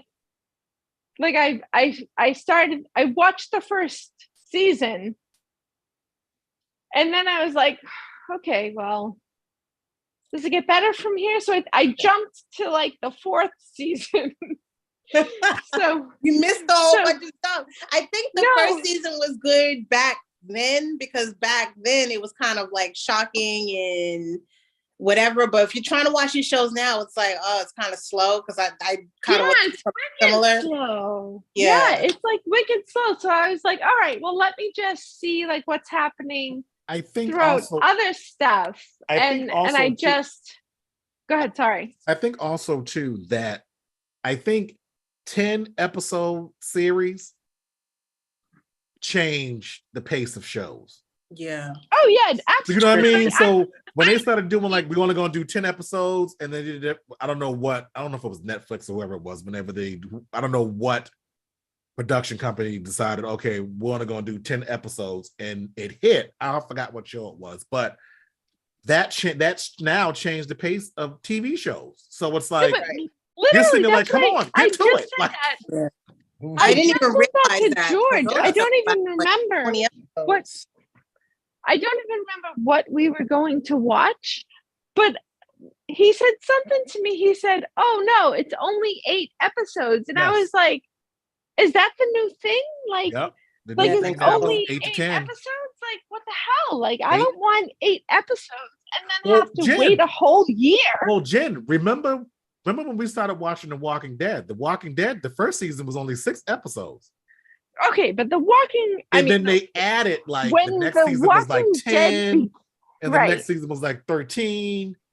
So yeah, but when The Walking Dead started, it was amazing with like dead people, and then it was. Shawn, you poured that mic for? No, because that was Mike's show. Oh, I you loved couldn't it. tell him nothing. Yeah, I was a Walking Dead widow. But then they messed it up with all the live people. Like the point of again, which is why I think Jen did complain about that for a while. Is so much better. If anyone has ever watched Black Summer on Netflix, it's so much better. Again, it's not like I don't be messing with zombies, so I don't, I'm kind of over it. It's like, can we stop this? No, no one's over zombies. Zombies are the best. Don't talk nonsense. And it's funny because I saw zombies like move out the way. I wanted to. No. Don't be talking Last of Us. And then we'll be sitting there telling you, Saleia, play the game. You would be running right with the rest of us if there were zombies, Saleia. So don't be talking ragtime. No. Anyway, so let's get. Everybody needs to watch Black Summer on Netflix. I guess eventually I will, just not soon. It's good because there is a great mix of zombies and people that you're going against. The first season is the best. The second season, oh my God, it has taken me so long to get through. But it's good. It's just taking me so long. I just am so bored by the whole zombie. It's like there's an apocalypse that happens. Everybody gets sick. Yeah, I mean, the storyline is still the same. Right, the storyline is always the same. Like, that's the thing. Like, I get it. At the beginning, at the beginning, because I saw like the first 3-4 seasons. I thought it's pretty well done, and how they almost kept dying and kind of new people and new places being interjected. Right. That's what made The Walking Dead so good. And then I think, like I said, but then you're just fighting people Jen all the time. But like I told Jen when it happened, they lost a lot. The Walking Dead started to go downhill when they killed Glenn. Oh my God. Negan killed Glenn. Oh my God. It started to go Glenn, slowly. Like that was literally the most masochistic thing I've ever seen in my life. Like literally, I stopped watching. Yeah, and I was like, I can't. I watched the first episode of the season after that, and it began with the murder, but it wasn't that great. It wasn't. I can't even imagine how you did because I couldn't even. I only made it through one episode, and I turned it off and then went back to it again. I was like, I just can't. He was like, well, I tried. All right, so back to Kindred. So what's the questions that y'all had, Shawn and Saleia? That was the only one. I was just questioning, did you already like I said, for me, it was just my annoyance with Dana. Oh, don't worry. Your annoyance with Dana is gonna get more annoying. Girl. No, that's not that Terrell. What? No. Oh yeah, just because you jumped ahead of us. No. Well, no, I had you don't get to say that because no. Well, I didn't jump ahead. You're gonna love her even more, girl. I did not jump ahead. I had watched the series before I was watching it as I was thinking. I was watching the first episode as I was thinking, oh, we need to talk about it on the podcast. So I was like, let me just go ahead and just. I couldn't stop. That was the thing. I started watching. I agree with you because I got to the end of episode 3, and literally, if I didn't have like stuff that I was already baking and making, like I couldn't even. You had to see me. I had 2 bowls on my kitchen. And I'm like standing on the side because the light coming in from the side. Like you had to see me. I'm like, I had to move over to the side because so that I could see the television without the reflection of the stupid windows on it. And I'm like, okay, I have to watch this. Wait a minute. And then my mom comes. The mom came in, and I was like, yeah, I'm making food. I am. Just give me. This has 4 minutes left. I'm like, let me just finish. But you're not saying anything about Saleia watching all 8 episodes. Why are you always say anything? Because Saleia isn't jumping ahead, Terrell. I'm not jumping ahead. Only you are. The only thing I heard you jumped ahead like 5 times. You've been like, wait till you see, wait till this happens. I want to jump ahead, but I can't because y'all ain't there. So I mean, just watch the episodes I already know certain things, but just I'm about to binge this whole show tonight, Shawn, because you think Dana's getting on your nerves now. No, and that's not okay. I understand. Like, it's only going to get worse, but it's fine. Like, I literally just want to jump ahead to episode 8. I just want to see, go get Kevin, and come on, let's go. Episode 6 is one of those episodes where you're going to be Is that the episode that we were talking about? What? I felt like it was long. Yeah, that's yes. Okay, but it's really long. Those episodes, like I said, those are like the low valley episodes. Those are the ones you're sitting there like, oh my God.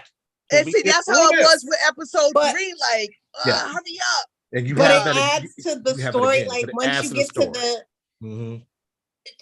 I kind of do want y'all to I can't wait till you guys get to those other episodes, because then I can talk about like certain things that I have questions for, and I'm like, did y'all peep that? Am I the only one feeling this way for this? So all right, I feel like we need to keep text message going.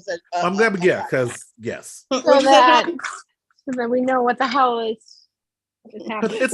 But it's a lot to take in too, right? Watching these episodes. It is because you're getting a lot of information, so it's a lot to take in. And you trust me, when I was sitting there and we decided that we were going to actually talk about the date we was going to talk about it on the podcast, I was like, oh, I need to go back and make sure I just skip through these episodes, because I'm like, because it is a lot of information that they're giving you, because it's limited to what, 8 episodes? Yeah. So which is like crazy to me. Yeah. But I mean, I'm like I said, I'm intrigued, as far as like what's going to happen next. I think having that episode 1, and you see her with the wounds on her back, because we all know what they're from, and seeing her prepare for that, and you're like, okay, what's going to happen next? And then like episodes 2 and 3 were frustrating, because again, it was, let's try and survive today. This poor man is here. You know what I mean? And, you want him to be okay. Because I'm rooting for Kevin, like, poor Kevin.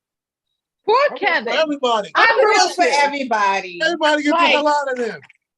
No. Kevin is like an unnamed traveler. He ain't supposed to be happening right about now. And poor Kevin is just as soft as effing Downey.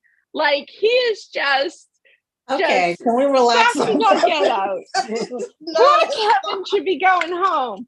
Yeah, like I feel bad for Kevin. Goddamn bread that I'm trying to cut. Kevin is a fish out of water. He legit absolutely. Dana is too. I mean, she is, but she heard about slavery, but she's really not familiar. She is a fish out of water because they've both never been to 1815, regardless of how much history. Nor have we, but if we're sitting here going, don't say that. But we're watching the show. But still, I feel like the fact of if we all woke up tomorrow, actually, we're discussing about it. All this would be in our heads. I would shut the F up as a woman, just as a woman back in that timeline. I would not even be saying. But people think because it's because of history of what I understand and what I've been taught, I know that women should not speak. But if I'm trying to survive, if that's the case, Margaret's speaking all the time. No, but she's already married. Yes. So she's everybody already ignores it, so it doesn't matter. That's why she's screaming. Nobody pay her no mind. She's married, so she's already in an abusive relationship because her husband already assumes himself as the priority role. So her husband is just annoyed by everybody grieving. Like he's just mad everybody's alive. He don't like her. He don't like the kid. He don't like the kid. He don't like nobody. He don't like himself. Yeah, he was about to punch that kid in his face. Oh, he was trying to choke him out. He was trying to kill him. I was in there like this. Which kills me because they have so many already miscarried children. Right. That you would think that he would be ecstatic that he has a male heir to carry on his legacy, because that's the whole thing with guys back then carry on my legacy. But now think about the fact if they didn't have those miscarriages and every one of those pregnancies resulted in a kid. Do you imagine how that household would be? Oh, he would try to kill them on a regular basis. I'm like, you got one kid that you want to kill. Can you imagine having like 5 or 4? I feel like I need someone to send me some goddamn knives right now. Because Rufus is just not even that. Like I'm literally cutting through this sourdough bread that I made, and it's his fault. Even get through it. Who, Rufus? Rufus is all about danger. Oh, but no, I think he's got these two parents that are not in tune with him. He's all over the place. He's a child. It's really not his fault. He's annoying as hell. Absolutely, it's his fault. But he's annoying because he doesn't have any love in his. No, what? Hey, but think about it though. But think about it. It's not his fault. Hey. They've been trying to kill that kid from the beginning. They just want to turn them over face down in the damn crib. No, and how he ended up in the tree in the first episode. So he climbed it. He climbed that tree. Is his fault. In the first episode, don't be giving Rufus some kind of in the first episode, like key card that he can get through the. No, he was drowning. He was drowning. Why was he in the goddamn creek? He jumped in that damn I thought creek. you said tree. I think he was in the tree too. Creek. Oh, the creek. Oh, yeah, I don't care where he was. Oh, I'm sorry, Terrell. The creek. He was trying. You know, we country, so. Yeah, the creek. I thought you said tree. I'm like. No. A tree too. But he did fall out of a tree in episode 3. Yeah. No. But I'm talking about the first episode. No, she was talking about the first, the second, well, the actual. I don't care what he been trying to get through, trying to do through. No. Rufus they don't like is that kid, a goddamn troublemaker. Well, he's face down. Y'all trying to make him out like he's some innocent child. He ain't innocent for nothing. Well, he is innocent. He is not. He is a troublemaking child. But how is he making trouble? Playing that game. He is troublemaking to the parents. Future. Yeah, that's he knows exactly. And the little girl knows exactly what he's doing. I think he's bringing her back intentionally because he's troublemaking to the parents. He need a friend. He's troublemaking to the parents. Right. He need more than a friend. He needs love. I mean, he did try to burn the house down. I mean, he tried to kill everybody. Right. Yeah, but was there a reason for that? Because I mean, look at his mama and daddy. I mean, his mama and daddy are like. He's like, let me bring back that chick that actually cared about me and turn me over. Yep. Because I'm willing to bet the mom turned him over on his face. No, well, I thought it was. Because there was someone in that room, she said. Yeah. She said there was someone in that room. It wasn't you? Well, who was it? Yep. God damn it. And it wasn't the Dana's mom killing a baby. Nope. So who's killing the babies? Maybe Margaret, because she's bat-ass crazy. Okay. Well, everybody, that ends the episode of Social Tea Podcast. We're going to end the live stream. And so by the way, podcast listeners, this is live stream on YouTube, but you will hear this audio version of this on Wednesday. Did anybody have any questions? We didn't even look at the chat. Next time we got to look at the chat. Nobody had questions. Was anybody watching? There's 3 people watching now, but wait, how do I see that? YouTube. Yeah, I went on YouTube on my phone so I can see it. On YouTube? Oh, I don't have YouTube on my phone. I really need to download it. Jen has had a few. Hold on, no, I'm done. Like, I'm doing. Wait. Because she had a said, "What is YouTube?" I was going to be like, you know what? No, I know it is. Shut up. I know YouTube is. I know what YouTube is. That's what it sounded like. She was getting ready to say. She's like, YouTube. What's a YouTube? It's like, wait, are you from 1850? Did you get Dusty back here? I know what YouTube Are you a world traveler too? I just don't know how to. Oh, I can see. Oh, I just subscribed to our podcast right now. Lord. I had no idea it was on there. Dear All right, podcast. That's adorable. So, See you next week. So next week we're going to be discussing episode. Wait. How do I see us? Can I see us? You will once we get off. Bye. Sorry. Podcast listeners, we'll be live again next Monday on YouTube. Go to our YouTube channel and subscribe. Oh, who's Lisa? Hi, Lisa. Lisa is Bye. Do not go on the news, Jen. Jen will be on the news. Wait. Is that me? This is. Oh my God, this is so much fun. Hi. Bye, YouTube. Bye. Katrina. Hi. We'll see you all next week. Wait, say hi to them. Hi, Katrina. Hi, Lisa. All right. No? We are no longer live.